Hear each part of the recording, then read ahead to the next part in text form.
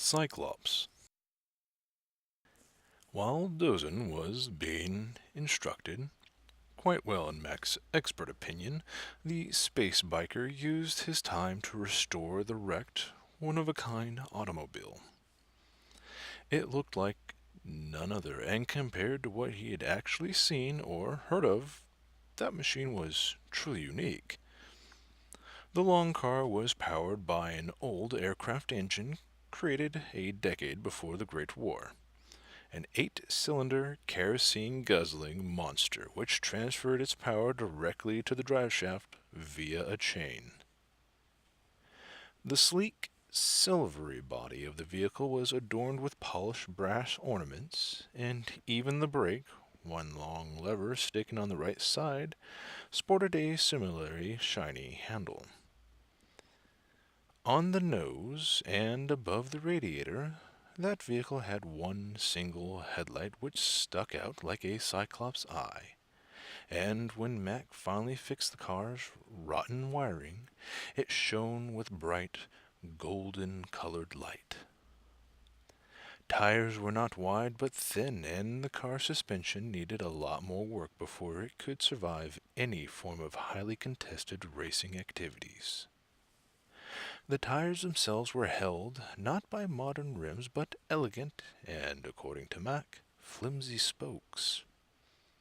They needed to be replaced with such made out of megasteel.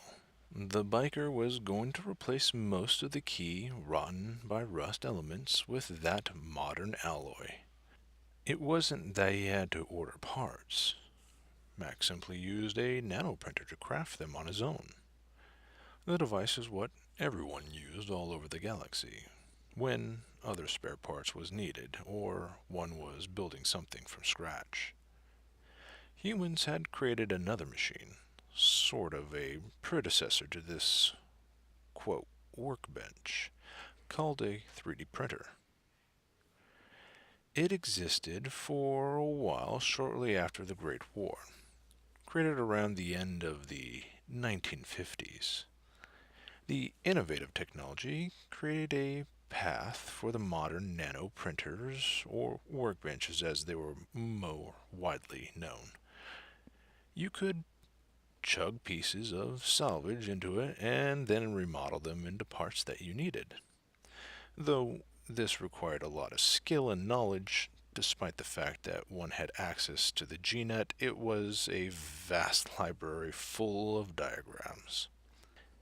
It was indeed a source so vast that scratching it thoroughly would take a couple of lifetimes, that or incredible luck. Far easier was to memorize a plan, construction diagrams, or better yet, create those from scratch, using your own knowledge. There were naive fools who thought that having such a ginormous abundance of data under one's fingertips would completely negate the need of any memorizing. The harsh reality was that such a multi-layered database, connected to an incalculable number of other databases over thousands of light years and employing millions of different search engines, many of which were perfected long before most races that now browse even exist, it was nigh impossible a task to find one specific piece of data. Perhaps if the browser was a master coder, hacker, or brave enough to link his ghost directly into GNet's vast expanse, daring to entertain the chance of facing one of the malevolent AIs. Mac was a trained professional mechanic, able to fashion every part on his own, and that without wasting time bullshitting around the cyberverse. That was perhaps something that their new crewmate, Alice, would like doing. Yet, even she'd love to have a company. Somebody guarding the, quote, back of her subroutines. Hard at work, Mac failed to notice how his car, which he'd finally found the name of buried under the thumb of rust, the Cyclops was completely restored. Took him 4 months of grueling, backbreaking work, and if Mac was any other person, and not the adopted son of his master mechanic father Alberto, he would have failed for sure. Now the problem was how to get his back, and how the F would they find the proper type of kerosene. The later he decided to leave in the most capable hands of his captain, yet the former was a problem for him to deal with. The crows always took care of business. Magistrate or not, that authoritarian ass was up to no good. He could always smell corrupt government officials. Perhaps it was a good idea to call Boris after all. Mac again reached for his PDA, typed up a short link, yet stopped himself before sending.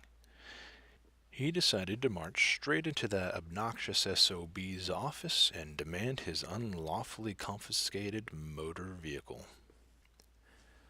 Oh, universe. He was now beginning to even think like that bastard. If you enjoyed this telling, then considering supporting the author, the Black Knight, on Patreon, as well as Amazon. He can also be found most commonly on Minds.com. And if you're feeling, support this channel with thumbs up, a comment, and subscribing. Thank you for listening, and have a wonderful day. Farewell.